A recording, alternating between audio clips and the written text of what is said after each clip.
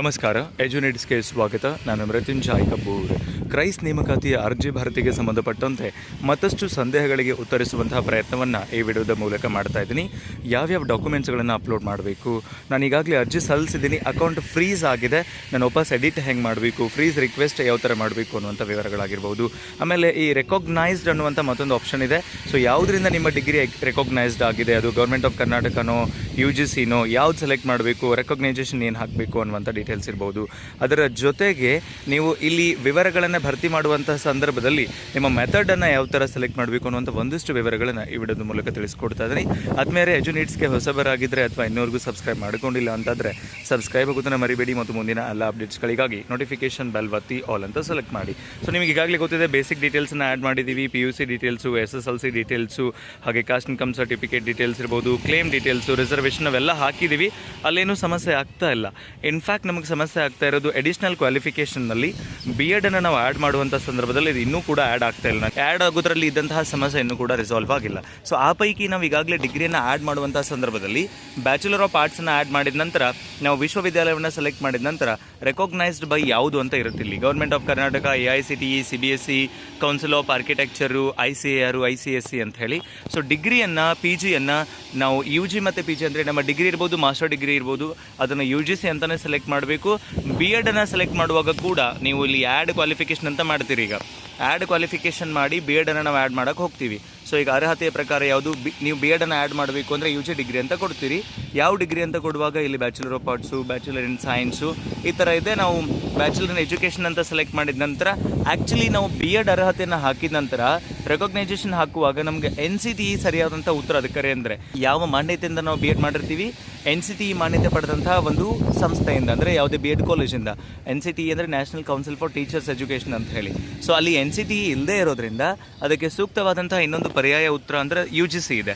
ಡಿಗ್ರಿನೂ UGC ಹಾಕಿ, ಆಮೇಲೆ BEd ಕೂಡ UGC ಹಾಕಿ, PG ಆಗಿತ್ತು ಅಂದರೆ MA MCom MSc ಆಗಿತ್ತು ಅಂದರೆ ಅದನ್ನು ಕೂಡ ನೀವು UGC ಹಾಕೋದಕ್ಕೆ ನಿಮ್ಗೆ ಅವಕಾಶ ಇದೆ. ಇಲ್ಲಿದೆ ನೋಡಿ, recognised by AICTE, CBSE, council of architecture, government of Karnataka, ICAR, ICSE, KSEB, KSEB, KSEAB, NMC, UGC ಅಷ್ಟೇ ಇದೆ. ಹಾಗಾಗಿ ನೀವು BEd ಅನ್ನು ಕೂಡ UGC ಅಂತ ಹಾಕಿದರೆ ಏನೂ ತಪ್ಪಿಲ್ಲ. ಡೋಂಟ್ ವರಿ, UGC ಹಾಕಿ ಕರ್ನಾಟಕ ಸರ್ಕಾರ ಅಂತ ಹಾಕಬೇಕು ಅಂದರೆ ಬರೀ VAಗೆ, ಅಂದರೆ ನೀವು PUC ಕ್ವಾಲಿಫಿಕೇಷನ್ ಯಾವುದಾದ್ರು ಇತ್ತು, SSLC ಇತ್ತು ಅಂದರೆ ಆವಾಗ ನೀವು ಡಿಪಾರ್ಟ್ಮೆಂಟ್ ಆಫ್ ಯೂನಿವರ್ಸಿಟಿ ಬೋರ್ಡು ಅಥವಾ ಕರ್ನಾಟಕ ಎಜುಕೇಷನ್ ಎಕ್ಸಾಮಿನೇಷನ್ ಬೋರ್ಡ್ ಇತ್ತು, KSEB ಇತ್ತು ಅಂದರೆ ಅವಾಗ ನಡೆಯುತ್ತೆ. ಬಟ್ UGC ಡಿಗ್ರಿ ಮತ್ತು PG ಕ್ವಾಲಿಫಿಕೇಷನ್, BEd ಕ್ವಾಲಿಫಿಕೇಷನ್ಗೆ UGC ಅಂತಲೇ ನೀವು ಸೆಲೆಕ್ಟ್ ಮಾಡ್ಕೋಬೇಕಾಗತ್ತೆ. ಅದನ್ನು ಮಾಡಿಕೊಂಡು ನೀವು ಇಲ್ಲಿ ಸೇವ್ ಅಂತ ಮಾಡ್ತೀರಿ. ಸೊ ಸೇವ್ ಆಗೋದಕ್ಕೆ ಸ್ವಲ್ಪ ಸಮಸ್ಯೆ ಆಗ್ತಾ ಇದೆ.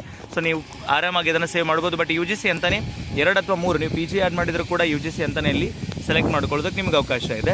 ಇದಾದ ನಂತರ ತುಂಬ ಇಂಪಾರ್ಟೆಂಟಾಗಿ ಏನು ಡಾಕ್ಯುಮೆಂಟ್ಸನ್ನು ನಾವಿಲ್ಲಿ ಅಪ್ಲೋಡ್ ಮಾಡಬೇಕು, ನಮ್ಮ ಕನ್ನಡ ಮಾಧ್ಯಮನೂ ಅಪ್ಲೋಡ್ ಮಾಡಬೇಕಾ, ಡಿಗ್ರಿ ಸರ್ಟಿಫಿಕೇಟ್ ಅಪ್ಲೋಡ್ ಮಾಡಬೇಕಾ, ಕನ್ವೊಕೇಷನ್ ಅಪ್ಲೋಡ್ ಮಾಡಬೇಕಾ ಅಂತ ತುಂಬ ಜನ ಪ್ರಶ್ನೆ ಕೇಳ್ತಾ ಇದ್ದೀರಿ. ನಾನು ಈಗಾಗಲೇ ಒಂದು ಬಾರಿ ನಿಮಗೆ ಸ್ಪಷ್ಟತೆಯನ್ನು ಕೊಟ್ಟಿದ್ದೀನಿ.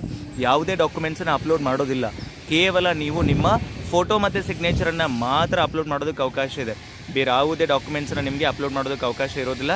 ಸೊ ಬಹಳ ಸ್ಪಷ್ಟವಾಗಿ ಗಮನಿಸಿ. ಆ ಎಲ್ಲ ಡಾಕ್ಯುಮೆಂಟ್ಸನ್ನು, ಡೀಟೇಲ್ಸನ್ನು ಜಸ್ಟ್ ಎಂಟ್ರಿ ಮಾಡ್ತೀವಿ ನಾವು ಅಷ್ಟೇ, ಆದರೆ ಅಪ್ಲೋಡ್ ಮಾಡೋದಿಲ್ಲ. ಗಮನಿಸ್ತಾ ಇದ್ರಿಯಲ್ಲ, ಜಸ್ಟ್ ನಾವು ನಮ್ಮ ಫೋಟೋ ಮತ್ತು ಸಿಗ್ನೇಚರನ್ನು ಅಪ್ಲೋಡ್ ಮಾಡೋದಕ್ಕಿದೆ. ಸೊ ನಾನು ಈಗಾಗಲೇ ನನ್ನ ಫೋಟೋ ಮತ್ತು ಸಿಗ್ನೇಚರನ್ನು ಕೂಡ ಅಪ್ಲೋಡ್ ಮಾಡಿದ್ದೀನಿ. ಇನ್ನು ಇದನ್ನು ಬಿಟ್ಟು ಮತ್ತೊಂದು ಪ್ರಮುಖವಾದಂತಹ ಡೌಟ್ ನಿಮ್ಮಲ್ಲಿದೆ, ಏನು ಅಂದರೆ ಈ ಎಕ್ಸ್ಪೀರಿಯನ್ಸ್ ಹಾಕೋದು ಕಂಪಲ್ಸರಿನಾ ಅಂತ ತುಂಬ ಜನ ಗಾಬರಿ ಆಗಿದ್ರಿ. ಸೊ ಎಕ್ಸ್ಪೀರಿಯನ್ಸ್ ಹಾಕೋದು ಕಂಪಲ್ಸರಿ ಅಲ್ಲ. ನಿಮ್ದು ಯಾವುದಾದ್ರೂ ಗೌರ್ಮೆಂಟು, ಪ್ರೈವೇಟು ಅಥವಾ ಯಾವುದಾದ್ರೂ ಕಾರ್ಪೊರೇಷನ್ನದ್ದು, ಎಡೆಡ್ಡದ್ದು ಎಕ್ಸ್ಪೀರಿಯನ್ಸ್ ಇದ್ದರೆ ಹಾಕ್ಬೋದು, ಇಲ್ಲ ಅಂದರೆ ಇಲ್ಲ ನೀವು. ಬಟ್ ಅಲ್ಲಿ ಅದನ್ನು ಚೂಸ್ ಮಾಡಿಲ್ಲ ಅಂದರೂ ನಡೆಯುತ್ತೆ. ಮ್ಯಾಂಡೇಟ್ರಿ ಆಪ್ಷನ್ ಏನೂ ಇಲ್ಲ. ಈ ಒಂದು ಸ್ಟೆಪ್ಪನ್ನು ಅಂದರೆ ಎಕ್ಸ್ಪೀರಿಯನ್ಸ್ ಸ್ಟೆಪ್ಪನ್ನು ನೀವು ಸ್ಕಿಪ್ ಮಾಡ್ಕೊಂಡು ಹೋಗೋದಕ್ಕೂ ನಿಮ್ಗೆ ಅವಕಾಶ ಇರುತ್ತೆ. Don't worry. ಇನ್ನು ನಾನು ಆಲ್ರೆಡಿ ಅಪ್ಲಿಕೇಶನ್ ಹಾಕಿ ಸಬ್ಮಿಟ್ ಮಾಡಿಬಿಟ್ಟಿದ್ದೀನಿ. ನನ್ನ TET ಡೀಟೇಲ್ಸನ್ನು ಹಾಕಿಲ್ಲ ಅಥವಾ ನಾನು ಬೇರೆ ಯಾವುದೇ ಡೀಟೇಲ್ಸನ್ನು ಅಪ್ಲೋಡ್ ಮಾಡಿಲ್ಲ. ಸೊ ಈಗ ನಾನು ಅದನ್ನು ಎಡಿಟ್ ಮಾಡ್ಬೋದು ಅಂತ ಕೇಳಿದರೆ ಖಂಡಿತವಾಗಿಯೂ ನೀವು ಎಡಿಟ್ ಮಾಡೋದಕ್ಕೆ ನಿಮ್ಗೆ ಅವಕಾಶ ಇದೆ. ಸೊ ಅಕೌಂಟ್ ಯಾರ್ದೆಲ್ಲ ಫ್ರೀಸ್ ಇದೆ, ಯಾರ್ದೆಲ್ಲ ಅಕೌಂಟ್ ಫ್ರೀಸ್ ಆಗಿದೆ, ಅವರಿಗೆ ಫ್ರೀಸ್ ರಿಕ್ವೆಸ್ಟ್ ಅಂತ ಒಂದು ಆಪ್ಷನ್ ಇದೆ. ಸೊ ನೀವು ಅದರ ಮೇಲೆ ಕ್ಲಿಕ್ ಮಾಡಿಕೊಂಡು ಈಗ ಎಡಿಟೇಬಲ್ ಅಂತ ಇದೆ. ನಂದು ಆಲ್ರೆಡಿ ಎಡಿಟೇಬಲ್ ಇದೆ. ನೀವು ಆಲ್ರೆಡಿ ಸಬ್ಮಿಟ್ ಮಾಡಿದರೆ ನಿಮಗೆ ಯು ಕಾಂಟ್ ಎಡಿಟ್ ಅಂತ ರೆಡ್ ಕಲರಲ್ಲಿ ಬರ್ತಾ ಇರುತ್ತೆ. ಆವಾಗ ನೀವು ಅನ್ಫ್ರೀಸ್ಗೆ ನೀವು ರಿಕ್ವೆಸ್ಟನ್ನು ಹಾಕಿ ಸರಿಯಾದಂತಹ ವಿವರಗಳನ್ನು ಕೊಡಬೇಕು. ನಾನು ಇಂಥ ಡೀಟೇಲ್ಸನ್ನು ಬಿಟ್ಟಿದ್ದೆ, ಹಾಗಾಗಿ ನನಗೆ ದಯವಿಟ್ಟು ನೀವು ಎಡಿಟ್ ಆಕ್ಸೆಸ್ ಕೊಡಿ ಅಂತ ನೀವು ರಿಕ್ವೆಸ್ಟ್ ಮಾಡಿದ್ರಿ ಅಂದರೆ ನಿಮಗೆ ಎಡಿಟ್ ಆಕ್ಸೆಸನ್ನು ಡಿಪಾರ್ಟ್ಮೆಂಟ್ ಕಡೆಯಿಂದ ಕೊಡ್ತಾರೆ, ನೀವು ಅದನ್ನು ಸಬ್ಮಿಟ್ ಮಾಡಿದ್ರಿ ಅಂದರೆ. ಸೊ ಇಷ್ಟು ಸದ್ಯಕ್ಕಿರುವಂಥ ಮಾಹಿತಿ. UGC ಅಂತ ಸೆಲೆಕ್ಟ್ ಮಾಡ್ಕೊಳ್ಳಿ. ಫೋಟೋ ಮತ್ತು ಸಿಗ್ನೇಚರ್ ಬಿಟ್ಟು ಬೇರೆ ಡಾಕ್ಯುಮೆಂಟ್ಸ್ ಅಪ್ಲೋಡ್ ಮಾಡೋದಕ್ಕೆ ಕೇಳೋದಿಲ್ಲ. ತಲೆ ಕೆಡ್ಸ್ಕೊಳ್ಳೋಕೆ ಹೋಗಬೇಡಿ. ಫ್ರೀಸ್ ಆಗಿದೆ ಅಕೌಂಟ್ ಆಲ್ರೆಡಿ. TET ಡೀಟೇಲ್ಸ್ ಹಾಕಿಲ್ಲ, BEd ಡೀಟೇಲ್ಸ್ ಹಾಕಿಲ್ಲ ಅಂದರೆ ಅನ್ಫ್ರೀಸ್ ರಿಕ್ವೆಸ್ಟ್ ಮಾಡಿ ಪ್ರಾಪರ್ ರಿಮಾರ್ಕ್ಸ್ನ ಜೊತೆಗೆ ನಿಮ್ಮ ಅಕೌಂಟ್ ಮತ್ತೆ ಅನ್ಫ್ರೀಸ್ ಆಗುತ್ತೆ. ಅವಾಗ ನೀವು ಸುಲಭವಾಗಿ ಎಡಿಟ್ ಮಾಡ್ಕೊಳ್ಳೋದಕ್ಕೆ ನಿಮ್ಗೆ ಅವಕಾಶ ಸಿಗುತ್ತೆ. ಸಿಗುತ್ತೆ. ಆ್ಯಂಡ್ UGC ಅಂತ ಸೆಲೆಕ್ಟ್ ಮಾಡ್ಕೊಳ್ಳೋದ್ರ ಜೊತೆಗೆ ನಿಮ್ಮ 3 ಡಿಗ್ರಿಗಳನ್ನು ಕೂಡ ಆ್ಯಡ್ ಮಾಡ್ಕೊಳ್ಬೋದು ಅಂತ ಹೇಳ್ತಾ, ಮಾಹಿತಿ ಉಪಯುಕ್ತಕಾರಿಯಾಗಿದೆ ಅಂತ ಭಾವಿಸ್ಕೊಂಡು ವಿಡಿಯೋನ ಎಂಡಪ್ ಮಾಡ್ತಾ ಇದ್ದೀನಿ. ಸಿಗೋಣ ಮತ್ತೊಂದು ಪ್ರಮುಖ ಮಾಹಿತಿಯೊಂದಿಗೆ. Thank you so much. Have a good time.